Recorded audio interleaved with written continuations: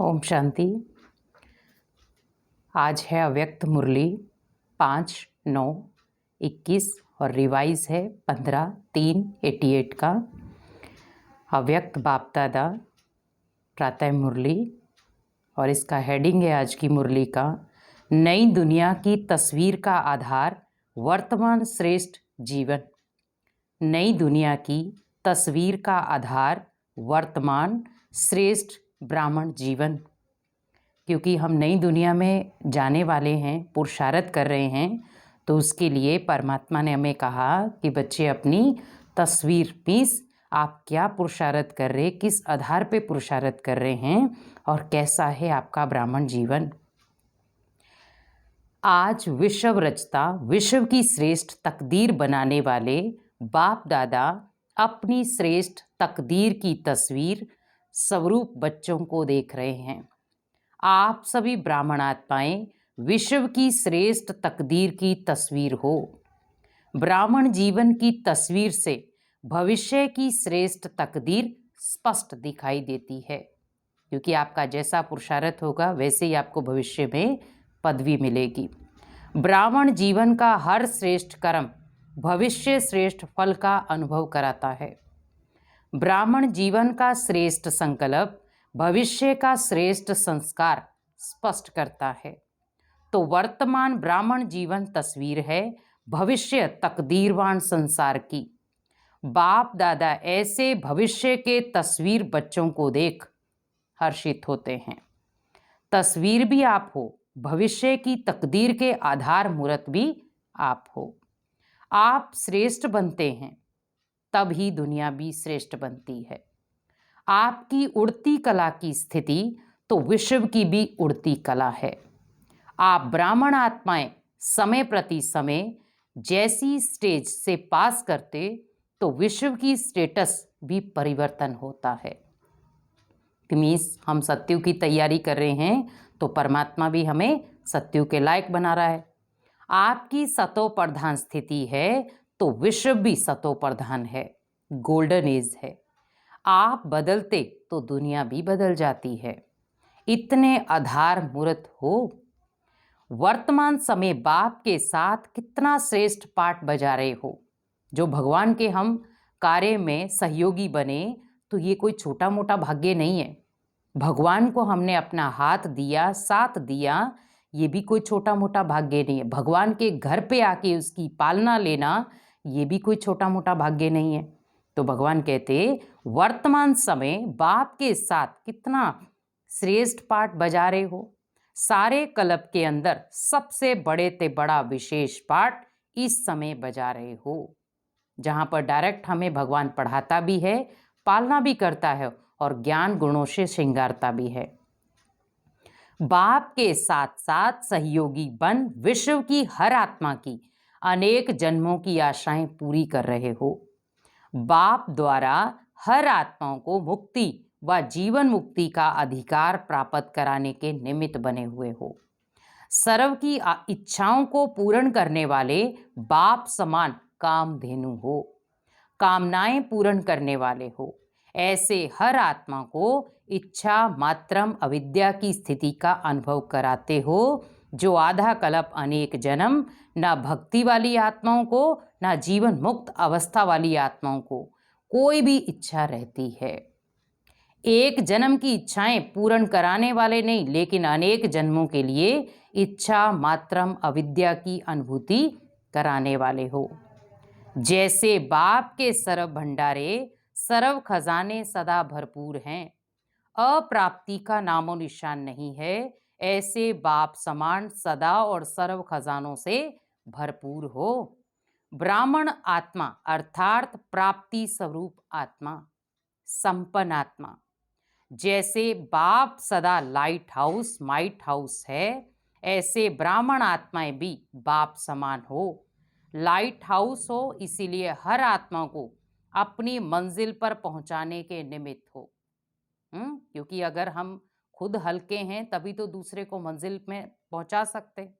जैसे बाप हर संकल्प, हर बोल, हर कर्म से हर समय दाता है, वरदाता है, ऐसे आप ब्राह्मण आत्माएं भी दाता हो, मास्टर वरदाता हो। ऐसे ब्राह्मण जीवन की तस्वीर हो। कोई भी तस्वीर बनाते हो तो उसमें सभी विशेषताएं दिखाते हैं ना। ऐसे वर्तमान समय ही ब्राह्मण जीवन के तस्वीर की विशेषताएं अपने में भर ली हैं। क्योंकि आज एक तस्वीर बनाते, पेंटिंग बनाते हैं, अब उस पेंटिंग को हम नॉर्मली ऐसा रफ टफ बना दें तो नहीं अच्छी लगेगी, लेकिन उसको विधि पूर्वक बनाते हैं तो सभी अट्रैक्ट होते हैं उसमें। तो भगवान भी कहते कि क्या ब्राह्मण जीवन में आपने अपनी विशेषताएं भर ली हैं। बड़े ते बड़े चित्रकार आप हो, जो अपना चित्र भी बना रहे हो, चरित्र भी बना रहे हैं और चित्र भी बना रहे हैं। आपके चित्र बनते ही विश्व का चित्र बनता जा रहा है ना। ऐसे अनुभव करते हो ना। कई पूछते हैं कि नई दुनिया में क्या होगा, तो नई दुनिया की तस्वीर ही आप हो, क्योंकि आपको देख के वो डिसाइड करेंगे नई दुनिया कैसी होगी। आपकी जीवन से भविष्य स्पष्ट होता है। इस समय भी अपनी तस्वीर में देखो कि सदा ऐसी तस्वीर बनी है जो कोई भी देखे तो सदा के लिए प्रसन्नचित हो जाए। कोई भी जरा भी अशांति की लहर वाला हो तो आपकी तस्वीर देख अशांति को भूल जाए, शांति की लहरों में लहराने लगे।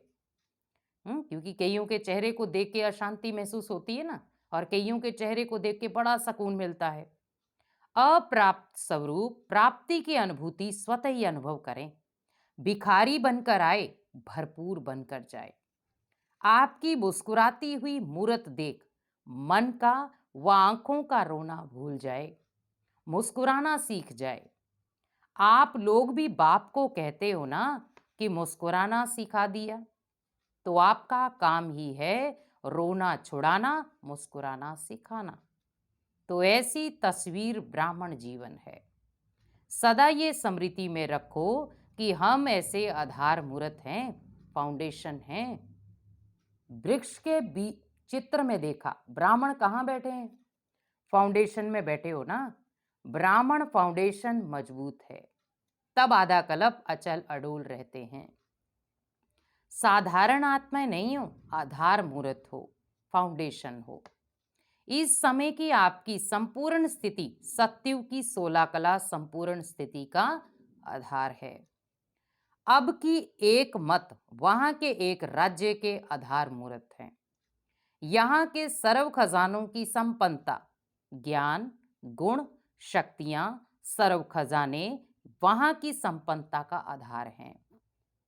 यहाँ की देह के आकर्षण से न्यारापन, वहां के तन की तंदुरुस्ती के आधार प्राप्ति का आधार है। तभी कहते हैं हम भगवान के घर में जितनी भी सेवा करते हैं हमें कंचन काया मिलती है।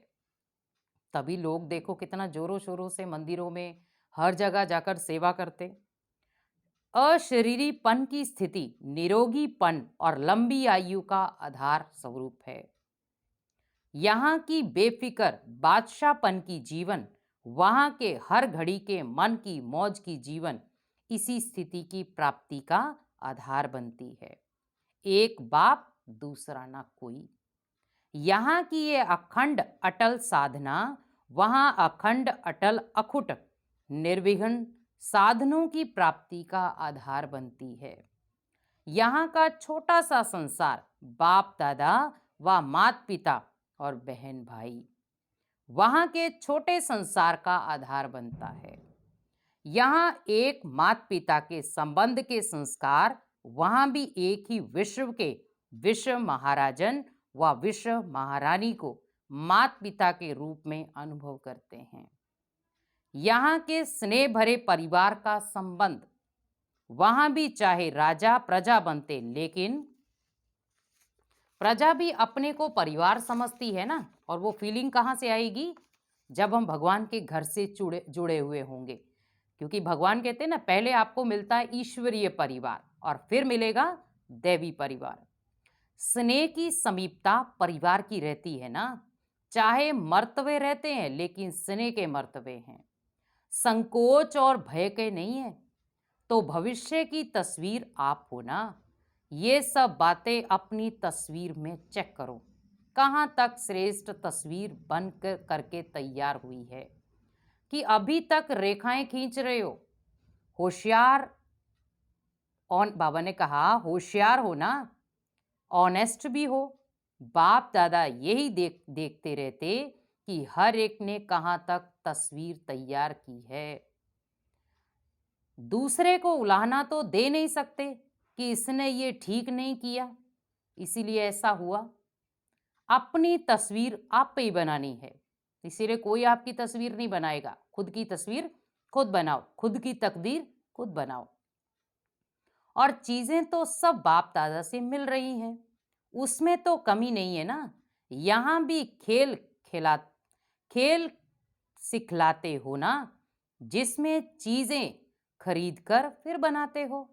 बनाने वाले के ऊपर होता है, जितना चाहे उतना लो। लेने वाले सिर्फ ले सके, बाकी खुला बाजार है।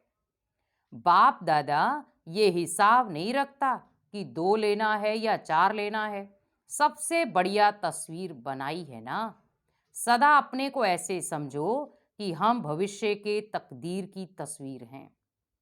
ऐसे समझकर हर कदम उठाओ।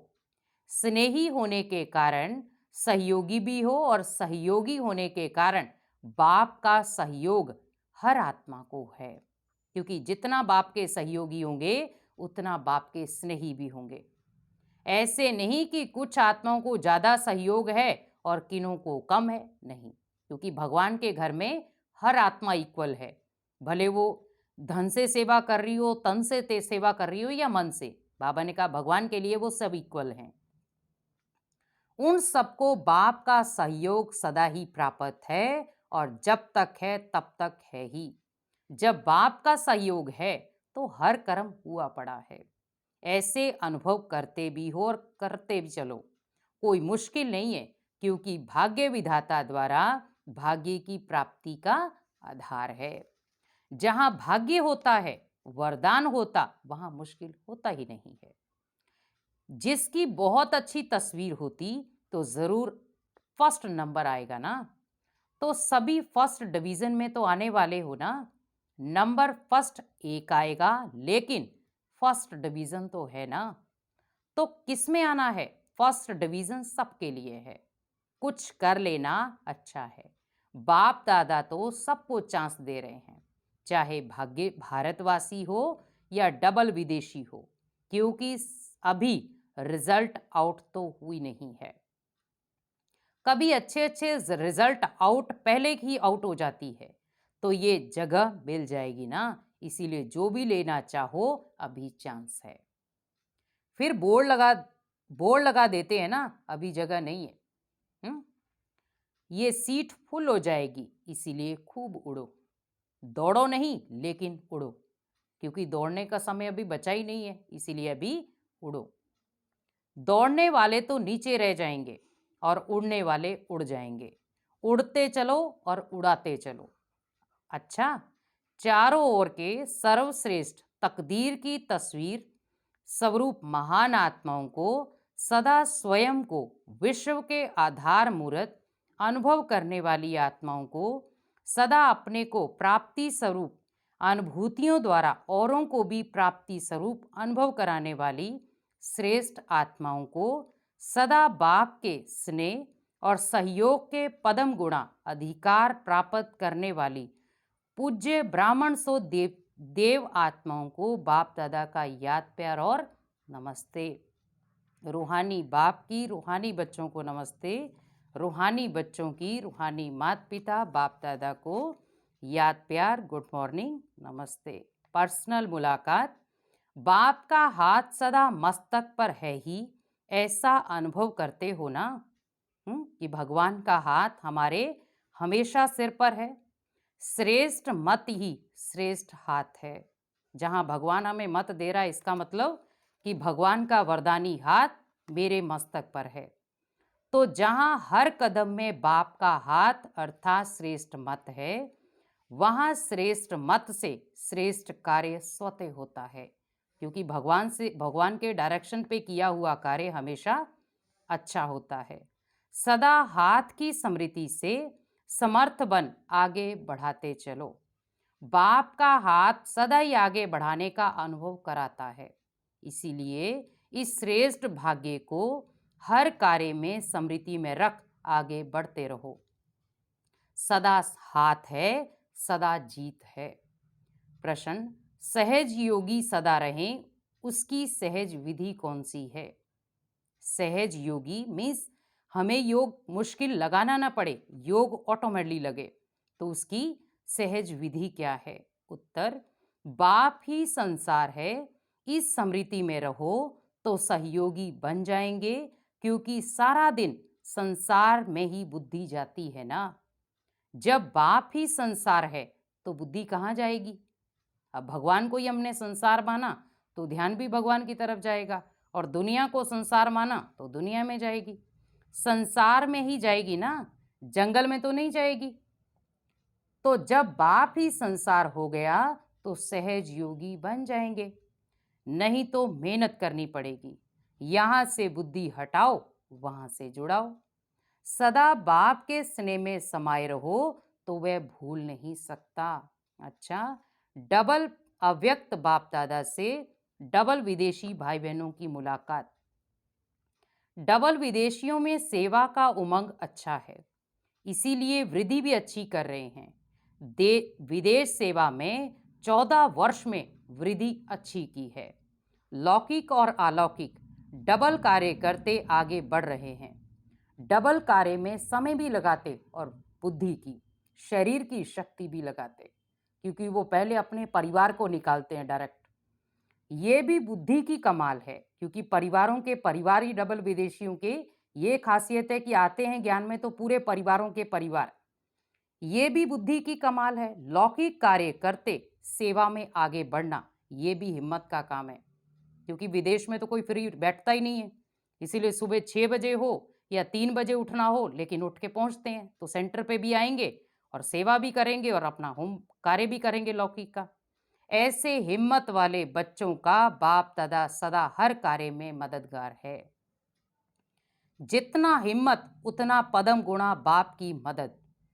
लेकिन दोनों पार्ट बजाने उन्नति को प्राप्त कर रहे हो, ये देख बाप दादा सदा बच्चों पर हर्षित होते। माया से तो मुक्त हो ना, क्योंकि जब माया आने वाली है तो वो बाबा के घर पे तो होते हैं। जब योग युक्त हैं तो स्वतः ही माया से मुक्त हैं। योग युक्त नहीं तो माया से मुक्त भी नहीं। माया को भी ब्राह्मण आत्माएं प्यारी लगती हैं। जो पहलवान होता है उसको पहलवान से ही मजा आता है। माया भी शक्तिशाली और आप भी सर्वशक्तिवान हो। माया ओनली शक्तिशाली है और आप सर्वशक्तिवान हो, तो माया को सर्वशक्तिवान के साथ खेल करना अच्छा लगता है। अब तो जान गए हो ना माया को अच्छी तरह से, कि कभी कभी नए रूप से भी आ जाती है। नॉलेजफुल का अर्थ ही है बाप को भी जानना, रचना को भी जानना और माया को भी जानना। अगर रचयिता और रचना को जान लिया और माया को नहीं जाना तो नॉलेजफुल नहीं ठहरे, क्योंकि कब माया प्रवेश हो जाएगी कोई पता नहीं। कभी भी किसी भी बात में चाहे तन कमजोर भी हो या कार्य का ज्यादा बोझ भी हो, लेकिन मन से कभी भी थकना नहीं, क्योंकि मन आपका पावरफुल होना चाहिए। तन कमजोर है, साथ नहीं दे रहा, बाबा ने कहा तो, लेकिन मन तो आपका पावरफुल है ना, तो मन को पावरफुल बनाकर थकान को खत्म करो। तन की थकावट मन के खुशी से समाप्त हो जाएगी। तो याद करो भगवान से मुझे प्राप्तियां मिली, भगवान ने मुझे चुना, भगवान की मैं सिलेक्शन बच्चा हूं। तो लेकिन बाबा ने कहा जब ये बातें याद आएंगी तो थकावट तो ऑटोमेटिक खत्म। लेकिन मन की थकावट शरीर की थकावट को बढ़ा देती है। मन कभी थकना नहीं चाहिए। जब थक जाओ तो सेकंड में बाप के वतन में आ जाओ। अगर मन को थकाने के आदि होंगे तो ब्राह्मण जीवन के उमंग उत्साह का भी अनुभव होना चाहिए।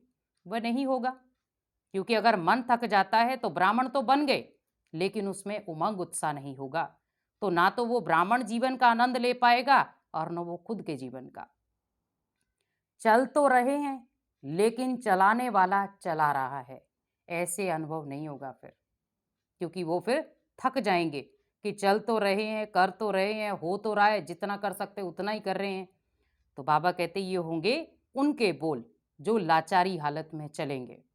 तो बाबा ने कहा उनको कोई प्रकार का अनुभव नहीं होगा, मेहनत से चल रहे हैं, तो जब मेहनत अनुभव होगी तब थकावट तो होगी।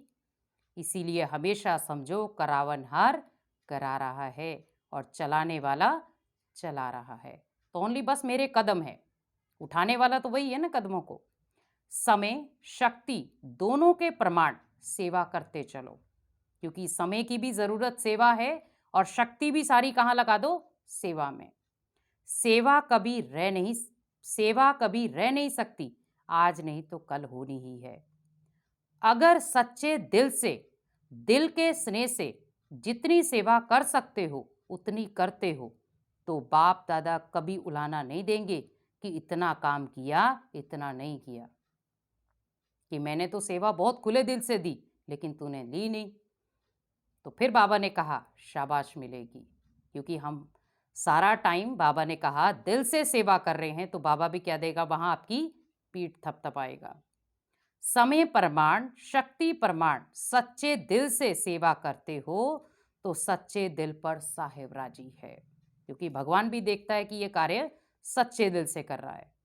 जो आपका कार्य रह भी जाएगा तो बाप कहां ना कहां से पूरा कराएगा, क्योंकि अगर दिल साफ है आपकी, तो जो सेवा जिस समय में होनी है वे होकर ही रहेगी। उसको भले बाधाएं कितनी भी आ जाएंगी लेकिन वो पूरा कराएगा, क्योंकि दुनिया बाधा डालेगी और भगवान उसको पूरा करने में असमर्थ हो जाएगा, तो जीतेगा कौन, भगवान।